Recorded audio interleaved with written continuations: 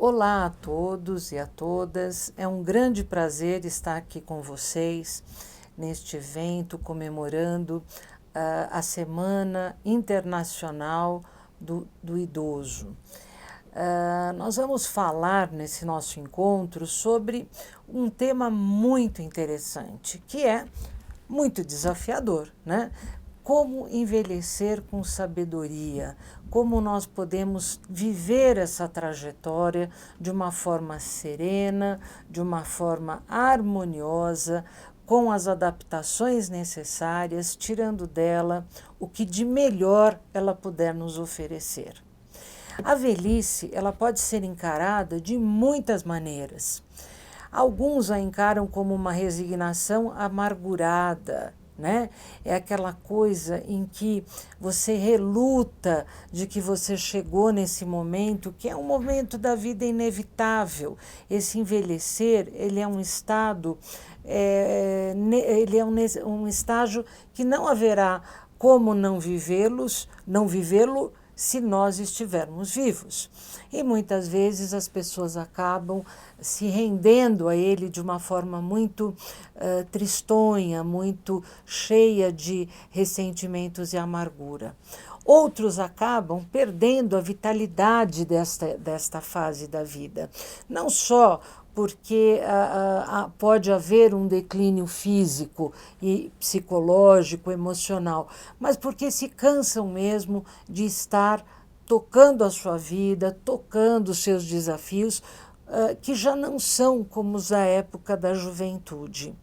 Agora, sem dúvida, nós não podemos deixar de acreditar, nós não podemos deixar de perceber que é uma fase muito bonita, com uma grande oportunidade de crescimento e de evolução para cada um de nós que consegue chegar neste momento, né? Então, o envelhecer é, sem dúvida nenhuma, um grande momento de crescer também, né? À medida em que envelhecemos, nós temos que não deixar predominar sobre nós uma visão estreita, fatalista, né? Que nos leve a um sentir e agir muito de acordo com uma idade cronológica que é muito marcada pelo calendário, mas que tem muito a ver com a nossa disponibilidade, com a nossa energia e com a nossa potência, que é individual de cada um de nós, né? É de individual e que cada um de nós vai vivê-la de uma maneira diferente. Não vamos esquecer que a sociedade ela é uma máquina poderosa, né? E traz algumas falsas sabedorias, como, por exemplo, né? Que o envelhecer é o lugar de doenças, de incompetências, de improdutividades, e isso tudo acaba gerando sobre o velho uma pecha, uma imagem de uma pessoa frágil, assexuada, sem desejos em relação à vida. Você já pensou sobre isso? Essas questões fazem parte da sua vida? É claro que nós, dentro do processo do envelhecimento, não teremos o vigor dos 15 anos, dos 20 anos, mas a nossa memória, ela é arteira, ela nos faz esquecer os fatos ruins e a gente acaba muitas vezes idealizando estas fases como as melhores da vida e penalizando essa que nós estamos vivendo na atualidade. Então, vamos tentar olhar a vida nessa fase madura com mais naturalidade, fazendo prevalecer a autonomia, a independência, que são aspectos tão importantes para a gente viver um envelhecimento saudável e sendo idosos participativos, seguros, produtivos. Cada vez mais a sociedade e a ciência nos dá essa possibilidade. Os indivíduos, eles não devem perder a sua energia, a sua capacidade de trabalho, de relacionamento. Esse entusiasmo pela vida, ele propicia, né, que se busque vencer as dificuldades. Hoje nós temos grandes favorecimentos que a ciência nos dá. Né? Nós temos os carros adaptados, nós temos as adaptações ao trabalho, nós temos toda uma possibilidade de adentrarmos o mundo tecnológico e, através dele, aproximar-nos de longas distâncias de netos, de filhos que possam estar em outros locais do mundo, né? Então, vamos tomar cuidado para que a gente não perceba o envelhecer como um declínio, como uma perda de função, como algo que esteja no curso da decadência. Mas vamos tentar olhar que transformações, que descobertas a gente pode fazer ao longo dessa nossa existência, tendo como aliados a ciência, com o campo da ciência, com a geriatria preventiva, preditiva, curativa, a engenharia sanitária e urbana, os avanços tecnológicos e educacionais, ou seja, a vida não deve se alongar em detrimento da sua qualidade, mas que se ela se alongue apoiada por todos os elementos possíveis para torná-la uma vida melhor. Lembrando sempre que envelhecer não é doença, envelhecer é um direito e ele está assegurado a todos nós no Estatuto do Idoso, artigo 8, em que se diz: o envelhecimento é um direito personalíssimo e a sua proteção um direito social, né? Algo natural ao nosso organismo que não pode ser visto como doença. Envelhecer é, antes de tudo, um direito e uma conquista. A ideia de envelhecer, ela hoje aflige mais aos homens e mulheres do que afligiu nos anos passados, né? Os antepassados, como Sócrates, viveu até os 70 anos. Matusalém, que é uma figura bíblica, né? Tinha seus contemporâneos vivendo em torno de 30 anos, no máximo. E no início do século XX, que recém passamos dele, a expectativa de vida ao nascer era em torno de 40 anos, né? Cada vez mais as questões de como viver bem essa fase da vida, elas continuam em pauta. Marco Túlio, que foi um jurista, um pensador romano, um político, aos 62 anos ele escreveu o livro De Senectude. E o seu grande pensamento era: ninguém é tão velho para não acreditar que poderá viver por mais um ano.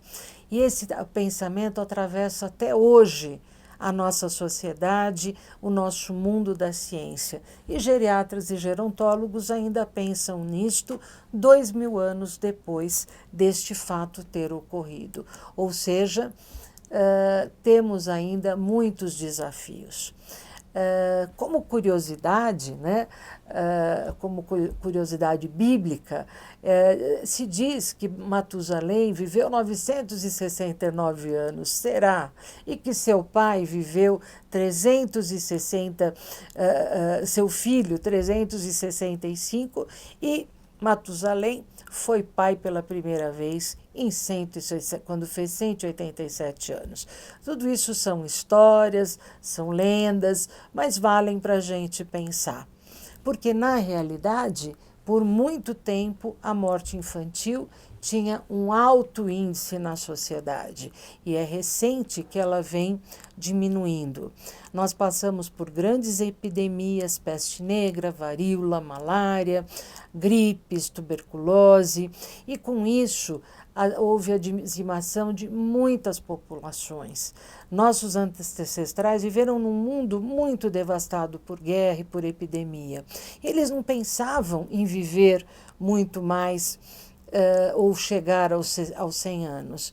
E por isso não havia essa reflexão de como seria viver aos 100 anos, né? Agora, cada vez mais mulheres e homens vivem mais. Vamos lembrar dos nossos artistas que estão na mídia, Rolando Boldrin, Elza Soares, Roberto Carlos, tantos artistas que a gente convive, tantos cientistas, tantos cantores, né? E esse viver mais, esse envelhecimento que é um fenômeno global, ele traz a todos nós um triunfo da humanidade e um grande desafio, que é como viver num mundo tão globalizado no século XXI, com tantas demandas sociais e econômicas, e fazer, dentro desse cenário, que as pessoas vivam de uma forma melhor dentro da estrutura da nossa sociedade.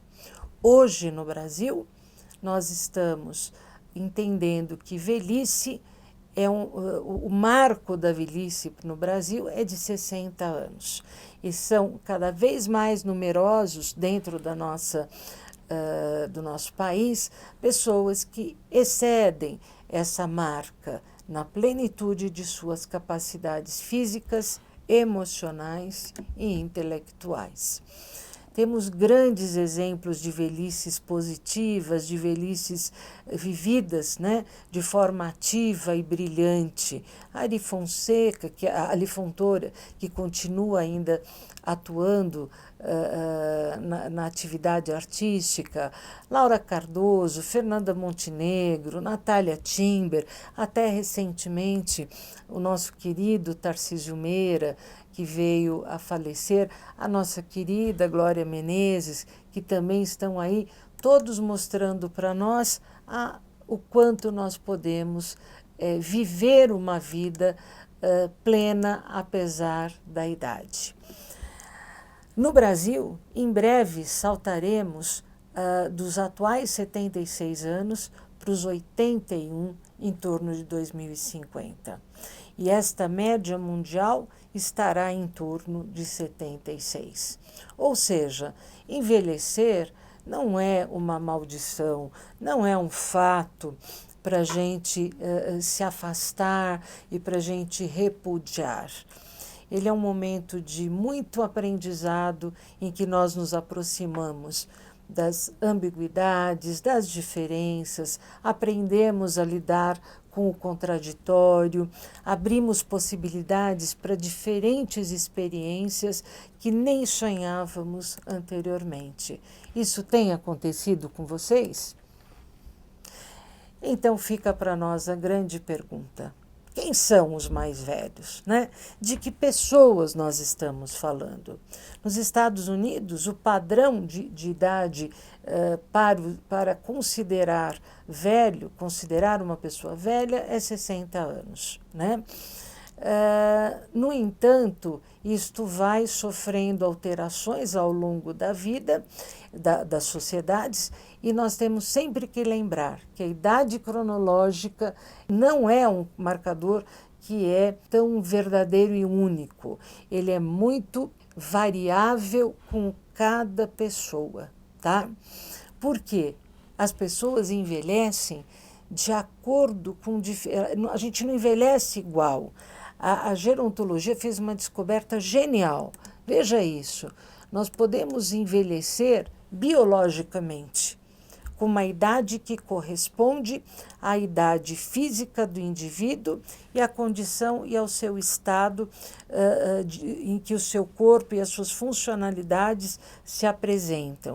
Mas nós podemos ter uma outra idade de acordo com os nossos valores, com as nossas concepções, ou temos também uma idade psicológica que define quem é você como indivíduo na vida, na sua perspectiva de lidar com as questões. Temos também uma capacidade econômica para desempenhar, né, no meio social em que nós vivemos, um mundo determinado, um determinado momento da nossa vida.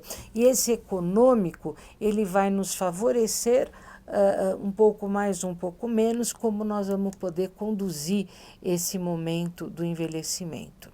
E temos a idade cronológica, que é essa que muitas vezes se debruça como um peso sobre a maioria das pessoas, que diz respeito ao momento do nascimento até os anos vividos por esta pessoa e indica e se mostra, né, como um indicador limitado de vida. O nosso querido Drauzio Varela já dizia, né, que a arte de envelhecer com sabedoria traz a possibilidade de aceitarmos ambiguidades, diferenças, os contraditórios, abrindo um espaço para uma diversidade de experiências positivas e valorosas para todos nós, né? Então, considerar que o envelhecimento é entrar num vale de lágrimas, né, onde você submerge o seu corpo e a sua alma, né, a algo que seja muito ruim, porque abandonou aquela fase da juventude, é tornar essa fase da vida tão rica e tão especial numa experiência medíocre, né? E não existe palavra melhor para isso tudo que nós estamos conversando do que adaptação. A adaptação é a grande chave para que a gente lide desde os momentos de muito sol, com muita claridade, até os momentos de frio, como o corpo humano faz quando ele está num deserto ou quando ele está numa geleira. Se a gente vai diminuir o nosso processo visual por uma questão da nossa funcionalidade oftálmica, oftalmológica, a gente pode se adaptar a isso. Assim, a nossa questão motora, assim, a nossa questão gustativa. Então, tudo isso será vivido de uma maneira melhor, menos traumática, quanto maior for a nossa capacidade adaptativa, né?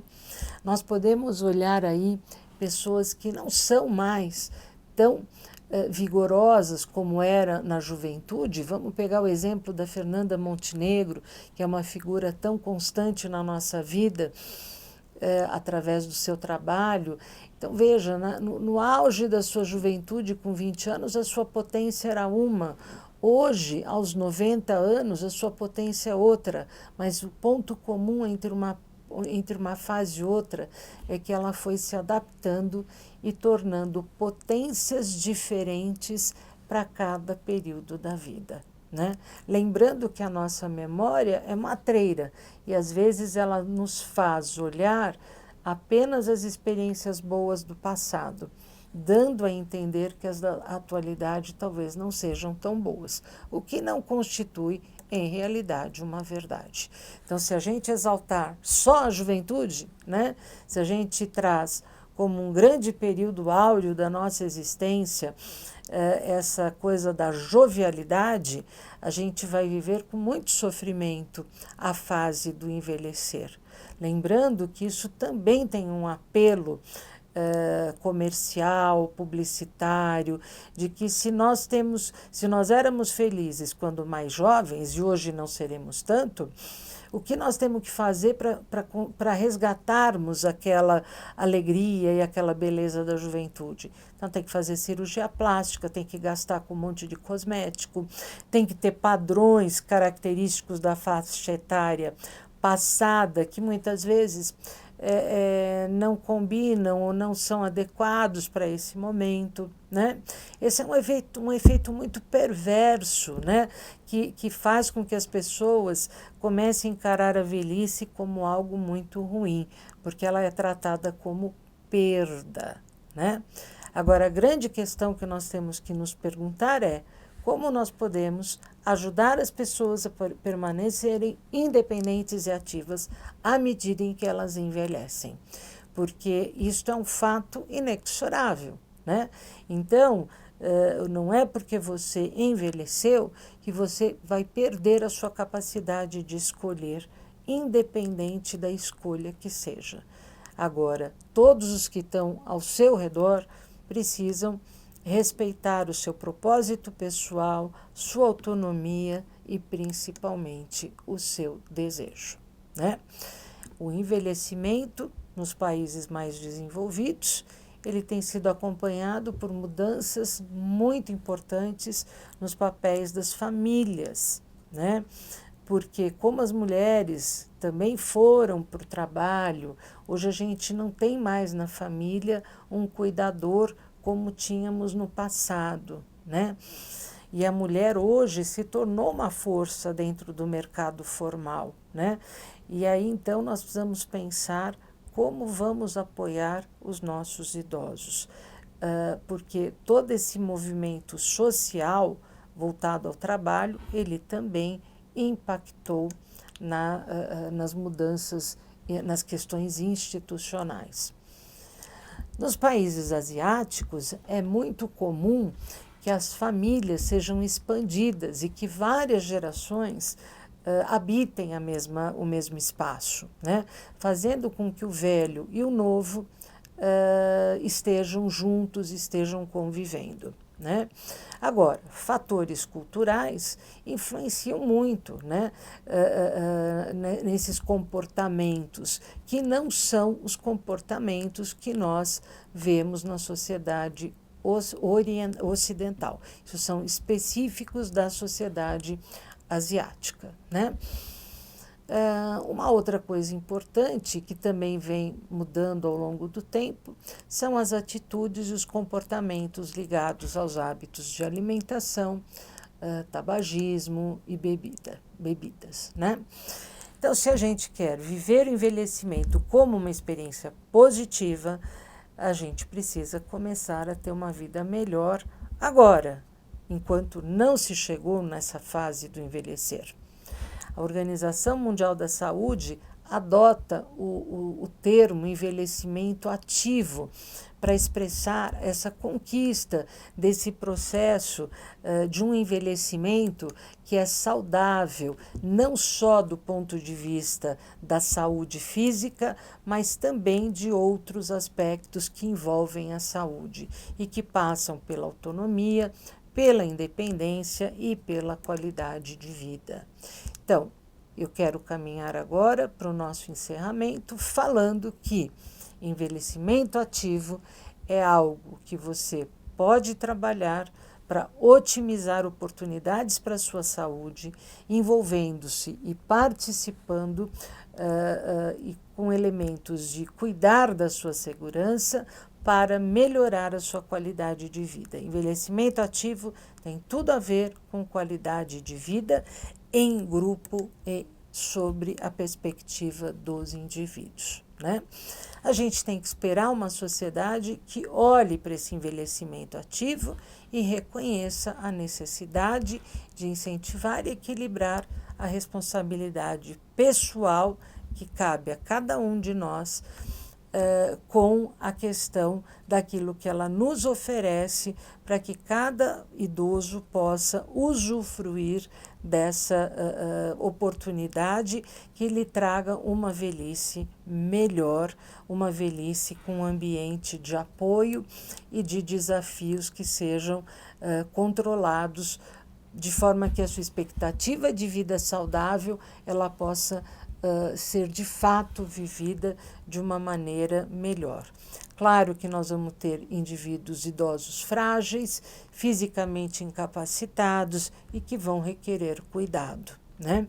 Porém, esses indivíduos precisarão contar com todo um suporte, porque muitas vezes eles não têm a condição de manter autonomia e independência. Mas a gente pode sempre sim ouvir essas pessoas, ter uma escuta qualificada, ter uma sensibilidade para ouvir o que ela gostaria e avaliar se o que ela gostaria é possível, também seguindo orientações da equipe multiprofissional que a atenda, né? E lembrando sempre que a qualidade de vida das pessoas que serão avós no futuro depende não só do risco e da oportunidade, da experiência que elas tiverem durante a vida, mas também da maneira como as gerações anteriores lidaram e ofereceram para ela esses mútuos aprendizados. Então, se o seu filho for perceber a sua relação amorosa com a sua mãe, que é, portanto, a avó dele, provavelmente essa experiência o marcará para que, quando ele for lidar com a mãe envelhecida, ele tenha uma relação também amorosa. Isso é a cadeia, né, do conhecimento e das experiências emocionais que cada um de nós carrega na vida, né? Então, lembrando, né, que essa questão da saúde pela Organização Mundial da Saúde é muito complexa, envolve aspectos físicos, psicológicos, o nível de dependência, as crenças e valores, a espiritualidade, tudo isso tem que ser observado e valorizado no processo de envelhecimento. Lembrar que uma expectativa de vida saudável é, sem dúvida nenhuma, sinônimo de uma expectativa de vida sem incapacidades. Isso é o que todos gostaríamos. Mas quando isso não acontece, nossa grande possibilidade são os processos adaptativos.